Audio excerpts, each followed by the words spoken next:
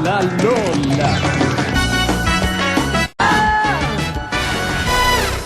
Pasensya ka na ha, miss. Kasi, ano mo, pero sa totoo nga lang, kamukha mo yung nasa litrato. Picture? Teka, yun ba yung picture na ginawa nila Pato at Gaston? Dali nga, paano mo nalaman? Kasi... Paano mo nakilala si Gaston tsaka si Pato? Alam nyo, iwan ko muna kayo dito para makapag-bonding naman kayo. Sige, get well soon, pare. Mami, don't go! Melissa, Sandali lang.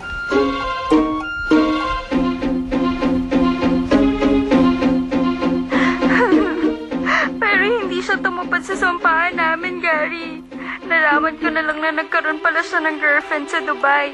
Niloko niya ako. Ano nga uli ang pangalan mo? Donabel. Donabel? Ilan man Donabel sa Pilipinas? Okay. Ano bang natapos mo? Isa akong doktor, Gary. Doktor? Talaga? Alam mo ba yung topic natin for tonight, ha? Tungkol sa sumpa, curse, gets mo? Bakit ba parang slow ka? Okay, Donabel, I love you and magko-commercial muna tayo, okay? Thank you. Gagang yun? Slow mo. Sir Gary, talagang hindi ko ma-trace yung call. Pero may lag po tayo lahat ng tumawag at may iniwang address ang caller. Meron? Oh.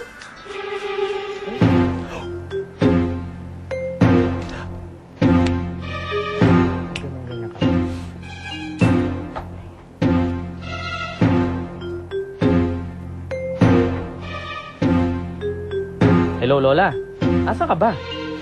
Kailangan natin magkita. Ako, mabuti na lang dala ko tong payong ko, no? Payong ng bebot ko. Matanong kita, ano ba nangyari doon sa heels ko? Heels ng bebot ko. Manolo Blahnik kasi yung mahal yun eh. Kahit si Jessica Parker, alam mo ba? Nag-iipon para makabili lang nun. Pare, sorry na nga eh. Naiwan ko dun sa ospital. Yung bata kasi ang weird eh. Tinatawag akong mami. Pero matanong ko sa'yo yung Facundo na yan may anak na pala. Pero in fairness, cute siya na daddy ang ibig ko sabihin cute siya na daddy May itsura naman talaga yung gagong yun eh. Kaya nga takang-taka kami ni Gaston kung bakit wala pa siyang girlfriend. Yung pala, nakadisgrasya na. Lola, mukhang naliligaw na yata tayo at wala na mga bahay dito. Saan na ba tayo? Uy, unless may tao doon. Tignan natin.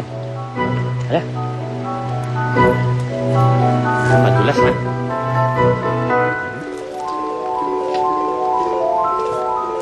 Hello? Tao po? Tao po! Tao po!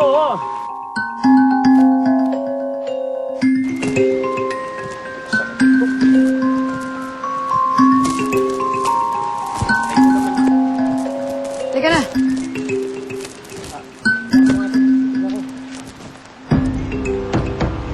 Tao po!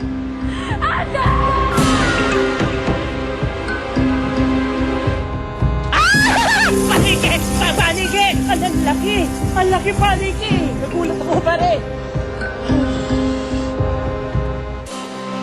Pare, parang wala naman yatang nakatira dito. Baka naman fake yung address na binigay ng caller. Ano ba sinabi niya? Paano niya ginawang babae yung asawa niya? Ewan ko, yun din tinanong ko eh. Akala ko nga nagpatulong siya dun sa makukulan, hindi naman pala. Pero, bago ko tanungin, o bago niya sabihin sa akin, biglang naputol yung linya eh. Hindi man kukulam? Eh di ano? Babailan! Babailan ang may gawa ng tumpa.